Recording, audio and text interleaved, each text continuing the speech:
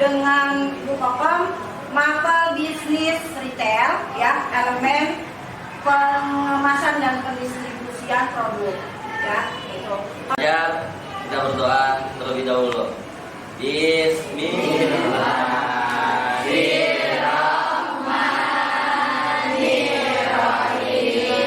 Raditu billahi rabban warzuqni fahman. Amin.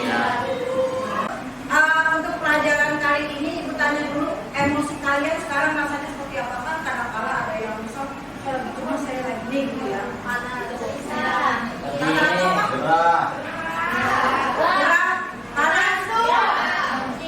Ada lagi? Muak pengen pulang gitu. Saya 1, 2, 3 kepala inang pundak lutut kaki, kepala inang pundak hidung pipi mulut bernyanyi, tangan di pinggang goyang digoyang-goyang, tangan di pinggang goyang digoyang-goyang. Produk yang kita pesan kita kirim, atau kita kirim namanya dikirim, didistribusikan atau dipindah tempatnya dari si penjual ke pembeli. Nah, kemudian ada metode LIFO dan Everest. Kalau yang kalian kan biasanya kan yang kalau kalian jaga di Teva ya, atau di Chin Factory, kalau yang nggak tahu di Chin Factory untuk yang BDP atau pemasaran itu kan nanti kalau kalian jaga kan biasanya nanti hitung dulu SO-nya atau stock option-nya. Biasa gitu kan. Sedangkan kalian nggak pakai untuk penilaian persediaan barang dagangan. Nanti ada persediaan akhir, ada persediaan awal gitu ya. Nah biasanya ini udah untuk apa udah? Menyimpan barang. Kalau barang itu disimpan kan. Tapi kalau misalkan kamu sudah kerja di namanya supermarket atau namanya department store, pasar swalayan itu itemnya banyak. Nah, cuman kalau di Alfamidi itu ada harian, ada parsial itu misal 2 minggu sekali, ada yang 3 minggu sekali, ada yang 1 tahun sekali gitu ya, itu tergantung kebijakan perusahaannya maunya seperti apa. Jadi setiap perusahaan itu beda-beda, nggak cuma satu model saja. Jadi kayak Alfamidi, luar gudang ya. Dalam video ini kita akan bahas bagaimana sih flow atau alur dari barang masuk maupun barang yang keluar dari gudang. Jangan lupa subscribe terus channel kami supaya kalian bisa mendapatkan info terbaru dari kami. Nah, baik, kali ini kita akan membahas tentang SOP manufaktur karena ada bagaimana dari supplier. Nah, hal pertama yang harus dilakukan oleh bagian gudang adalah mengkonfirmasi ke bagian purchasing. Yang kedua, SOP yang berkaitan dengan pengeluaran barang. SOP pengeluaran gitu. Nah, itulah tadi SOP, semoga bermanfaat. Terima kasih.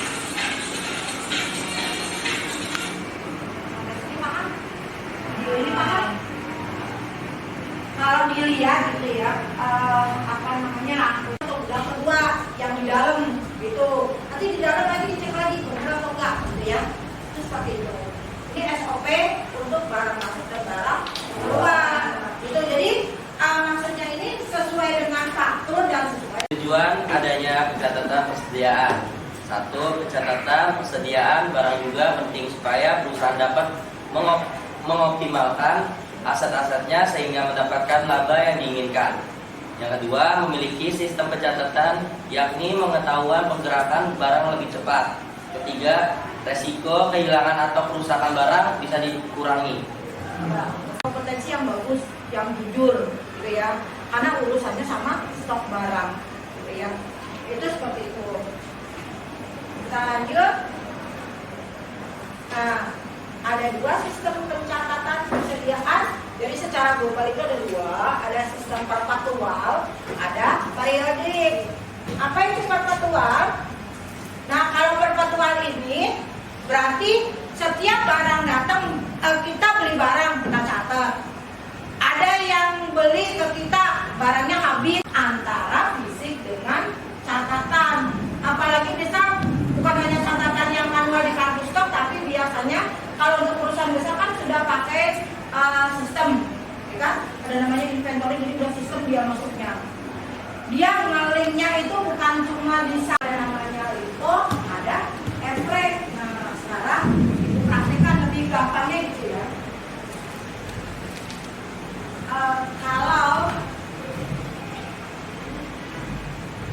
Nah, sekarang metode LIFO, first in first out, yang berarti masuk pertama, keluar pertama. Maka metode unit persediaan yang masuk pertama kali ke gudang perusahaan dan dijual pertama kali.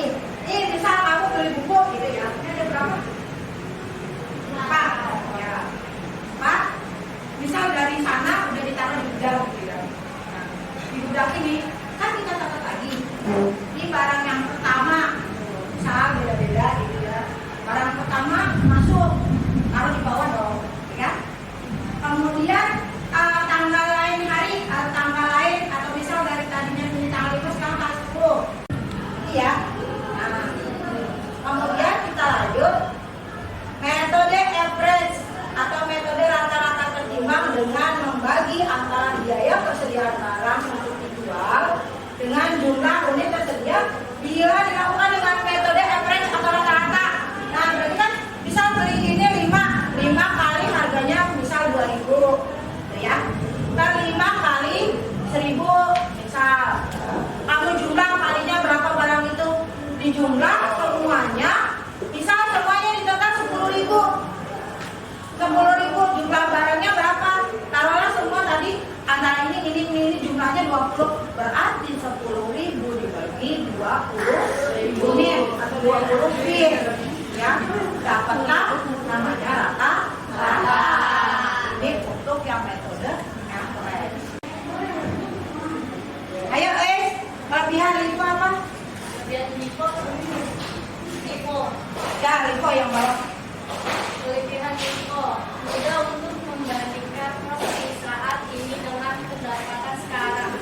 Jika harga naik terpengaruh oleh untung atau rugi dari fluktuasi harga, menghemat pajak.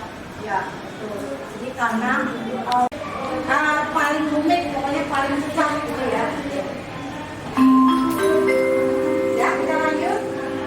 Saatnya jam ke-8 dimulai. Lebih besar, laba yang dihasilkan kurang akurat. Ya, sampai ya. Kekurangan metode LIFO.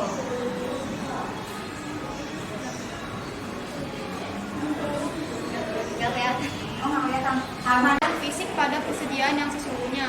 2. Biaya pembukuan menjadi lebih mahal dikarenakan metode ini lebih rumit. 3. Laba atau rugi yang dihasilkan lebih rendah. Laba dan penjualan akan tetapi menggunakan metode FS hanya dapat menghasilkan laba dalam kondisi kecil ataupun sedikit. 2. Apabila dibandingkan dengan metode sebelumnya menggunakan metode FS Langsung dibelokin.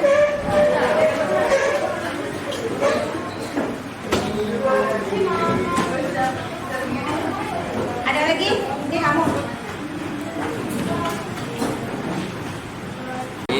yang disampaikan. Baca soalnya repet. Baca. Ada tanggal 5 Januari 2024. PT sudah juga yang bergerak di bidang produksi alat tulis kantor pada bulan Januari 2024 melakukan kegiatan transaksi di atas berikut.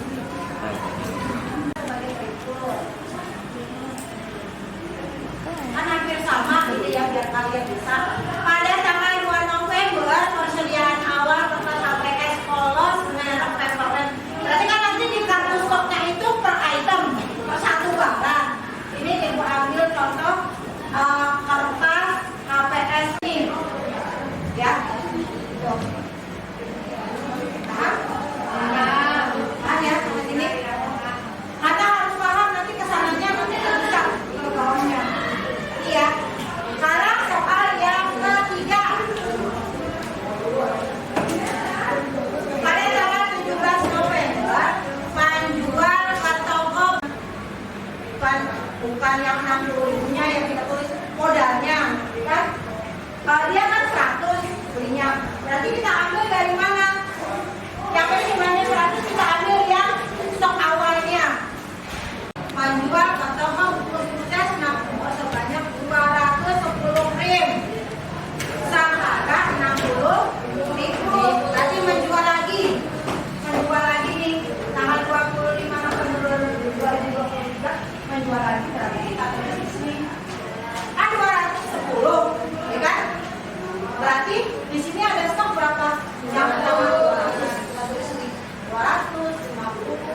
jumlahnya 10 juta. Kan baru 200, sedangkan penjualannya 210, berarti 10 lagi ambil dari ini 10, harganya 50. Nah, beda nggak harganya? Beda. Nah, itu pertanyaannya sekarang kamu lihat hitungan nilai persediaan kertas sampai ekspor dan prevalent ukuran A4 berat 70 gram pada bulan November 2023.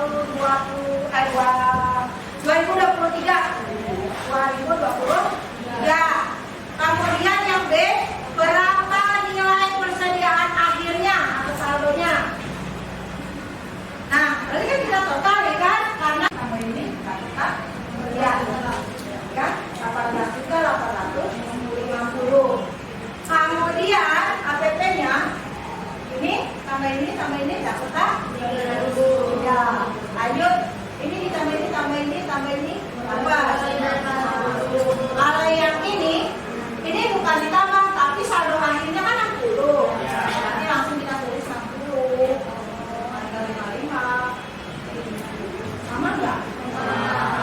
Sama ini gimana? Berarti 370 dikurangi 310, saldonya 60.000.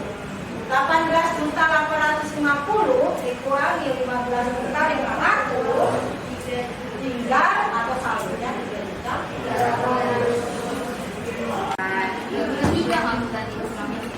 2024 kan ini 24. Kalau itu contohnya tadi 2023 unit, terus harga produknya itu 40.000. Jadi 40.000 dikali 70 berapa? 28 juta.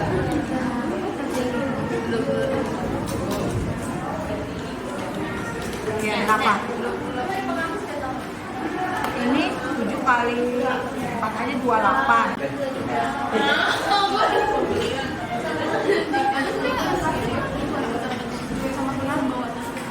Iya, yang total.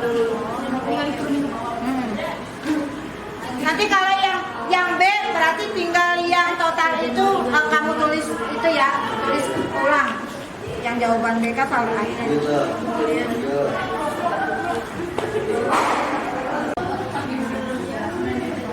Totalnya 40 gitu.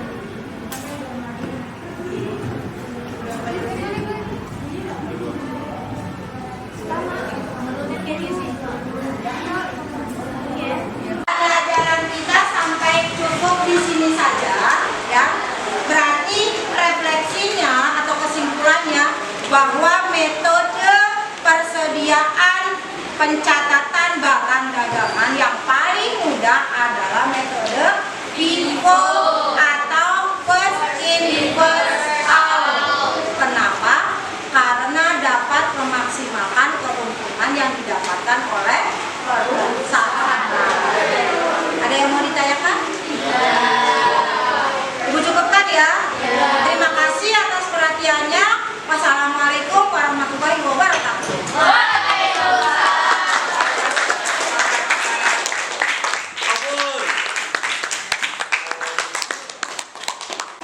Assalamualaikum warahmatullahi wabarakatuh. Waalaikumsalam warahmatullahi wabarakatuh.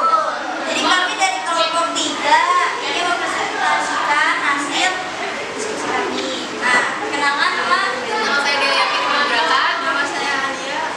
Perkenalan nama saya Roni Syakarolin. Saya juga Amelia. Saya Marco. Nah, jadi di sini kita kan mempresentasikan hasil dari PT Sumber Maju Jaya. Nah,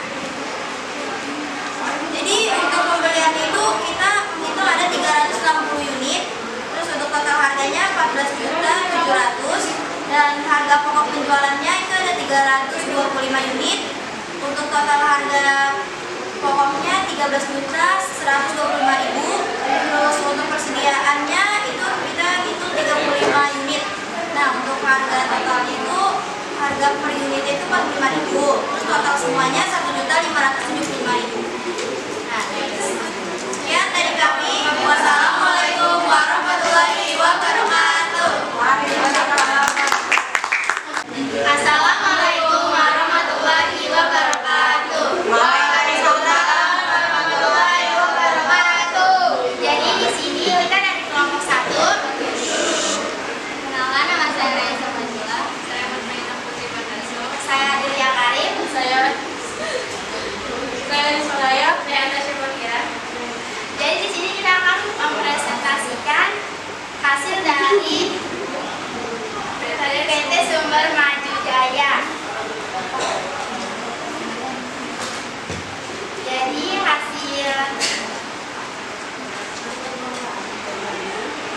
pembeliannya 350, totalnya 14.700.000. Terus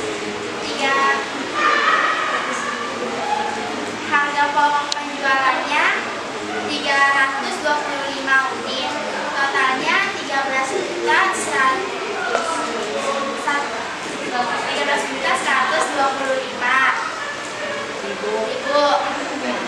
Persediaan saldonya 35 unit, totalnya itu 1.575.000.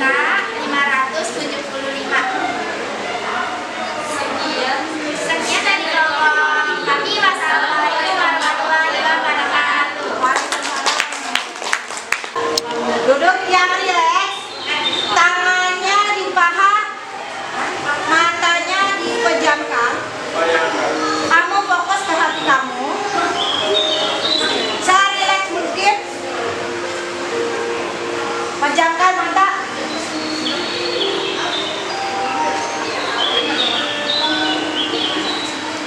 Sudah rileks? Sudah fokus? Kerlip rindu masa kecilku. Ketika aku masih kecil, semua yang aku lakukan terasa indah. Merengek, rewel, tertawa gembira. Semua itu sudah biasa. Masih kuingat dulu kenangan yang tiada malu, kenangan yang telah berlalu, bermain, bercanda, dan menangis ada selalu. Permainan yang seru, candaan yang lucu, tangisan yang terseduh, bahkan berkelana hingga lupa waktu.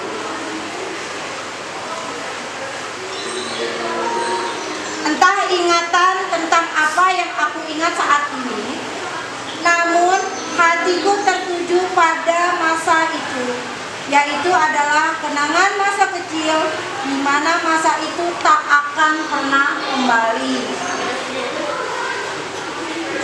Aku rindu akan masa-masa itu, masa di mana kebebasan masih milik diri sendiri, tanpa harus memikirkan tentang cinta dan dunia, karena hanya kepolosan yang ada dalam pikiranku. Terkadang aku ingat kembali di masa kecilku, masa di mana hanya ada kesenangan, namun sekarang tak seperti itu. Rasanya semua tak seindah masa kecil. Selamat tinggal masa kecil, karena kini aku sudah dewasa dan pasti akan tua. Tak mungkin kembali ke masa itu lagi, karena aku harus tetap berjalan mengingat waktu. Aku, guruku, dan masa depanku. Dulu, bagiku belajar itu sangat sulit. Ketika satu huruf di buku sangat memusingkan, kebingungan akan disuruh menulis, kesulitan saat menghitung angka-angka. Tapi hal yang sulit bagiku dulu, kini terasa mudah. Aku bisa membaca dengan lancar. Aku bisa menulis begitu bagusnya. Menghitung angka-angka begitu menyenangkan. Semua itu karenanya, wahai guruku. Kau yang mengajarku segala hal, mulai dari mengeja huruf sampai membaca kalimat. Kau bantu aku mulai dari menghitung hingga menjumlahkannya. Perjuanganku sampai sini tidak semudah yang engkau bayangkan. Aku pernah menyepelekanmu, tapi kau menghadapiku dengan sabar. Aku pernah putus asa, namun kau menyemangatiku. Dengan senyummu, kaulah yang mampu membuka gerbang semangatku. Hanyalah kau yang bisa. Aku sangat beruntung mempunyai guru sepertimu. Kubayangkan jika guru sepertimu tidak ada di dunia ini. Jadi apa aku akan besar nanti? Orang yang mengajariku dengan teliti dan cekatan. Orang yang menunjukkan jalan yang benar menuju masa depan. Guruku,